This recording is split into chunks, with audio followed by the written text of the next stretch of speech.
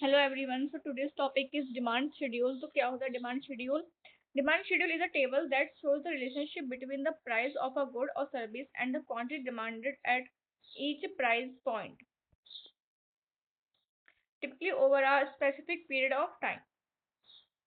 तो demand schedule क्या है कि एक लिस्ट होती है, एक टेबल होती है जिसमें कि हमें क्या शो किया जाता है कि किसी प्रोडक्ट का प्राइस क्या है और उस प्राइस पर उसकी कितनी क्वांटिटी डिमांड की जा रही है किसी पर्टिकुलर टाइम पीरियड में।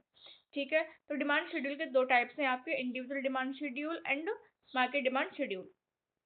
इंडिविजुअल डिमांड शेड्यूल क्या होता है आपका? इंडिविजुअल डिमांड शेड्यूल क्या है?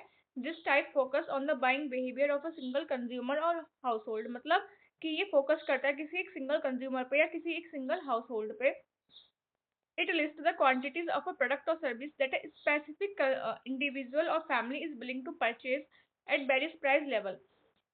ठीक है, तो मीन्स की क्या है कि वो किसी एक पर्टिकुलर पर्सन पर फोकस करता है कि वो कितनी क्वांटिटीज परचेज करना चाहता है किसी पर्टिकुलर प्राइस पर स्पेसिफिक टाइम पीरियड पर। Individual schedule provide a micro level view of consumer preference and are useful for understanding personal buying patterns.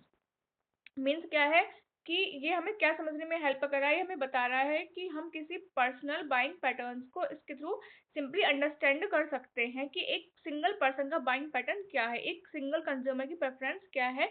ये एक हमें माइक्रो लेवल का व्यू दे देता है। ठीक है, नेक्स्ट देखो, इसमें एक टेबल दी गई है आपकी जिसमें बताया है कि अगर प्राइस 5 रुपीज है तो डिमांड कितनी है एक्स यूनिट्स की, एक क्वांटिटी हम डिमांड करते हैं। फिर प्राइस जैसे जैसे कम हो रहा है, 4 पे जा रहा है, तो डिमांड हमारी बढ़ रही है, कितनी हो गई हमारी 2 हो गई। देन फिर जब प्राइस 3 हुआ तो डिमांड 3 हो गई है। दैट मीन्स यहाँ पर ये कौन सा है आपका कि जहाँ पर प्राइस 3 रुपए प्राइस पर 3 ही क्वांटिटी की डिमांड हो गई है, बराबर हो गई प्राइस और क्वांटिटी इस पॉइंट पर। फिर 2 रुपीज पर हमारी डिमांड 4 की हो गई है, फिर 1 पर 5 की हो गई है। नेक्स्ट आता है आपका market demand schedule. Market demand schedule aggregates the individual schedule of all consumers. Okay, okay, schedule aggregates the individual schedule of all consumer in a particular market or area। Means किसी particular market और area के जितने भी individual consumer थे उन सबकी demand को जब हम कलेक्ट कर देते हैं, मर्ज कर देते हैं, तो उसको हम बोल देते हैं market demand. It reveals the total quantity of a product और service that the entire market is willing to buy at different price point.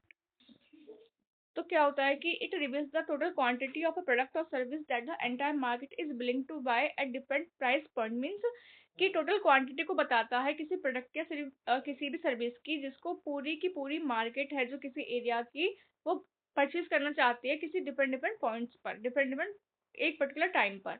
Market schedule help business gauge the overall demand for their offerings and make informed production and pricing decision. Means कि हमें पहले से पता चल जाता है कि कितनी डिमांड है इस चीज़ की मार्केट में, तो उसके हिसाब से ही हम क्या करते हैं, प्रोडक्शन भी करते हैं और हमारे पास प्राइसिंग डिसीजन भी हम उसके अकॉर्डिंग ही लेते हैं। ओके, नेक्स्ट इज देखो इसमें टेबल दी हुई है एक, जहाँ पर प्राइस बताया है। जब प्राइस इसमें दो हाउस होल्ड है ए और बी, ठीक है, और मार्केट डिमांड आपको उसकी दी हुई है। पहला है कि जब प्राइस 5 रुपीज है तो मार्केट डिमांड कितनी है, सॉरी हाउस होल्ड ए की डिमांड है 1 और हाउस होल्ड बी की डिमांड है आपकी 2। तो इसकी टोटल मार्केट डिमांड क्या होगी? जब प्राइस 5 रुपीज है तो टोटल मार्केट डिमांड है आपकी 3।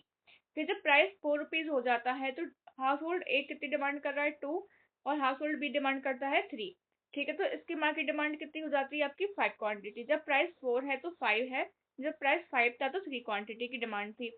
ऐसे जब प्राइस 3 रुपीज हो जाता है तो हाउस होल्ड ए डिमांड करता है 3 क्वांटिटीज, बी डिमांड करता है 4 क्वांटिटीज और टोटल मार्केट डिमांड हो जाती है आपकी 7 क्वांटिटीज की। फिर जब प्राइस दोबारा से फॉल होता है 2 रुपीज पर, फिर से हाउस होल्ड ए की डिमांड कितनी है 4, हाउस होल्ड बी की डिमांड है आपकी 5, तो मार्केट डिमांड कितनी है आपकी 9। फिर प्राइस 1 हो गया तो कितनी डिमांड होगी 5, हाउस होल्ड बी की 6, टोटल मार्केट डिमांड हो गई आपकी 11। तो ये क्या है आपकी टोटल डिमांड है, market demand. House hold a और बी को मिला के जितनी भी डिमांड आ रही है वो आपकी क्या कहलाएगी, मार्केट डिमांड।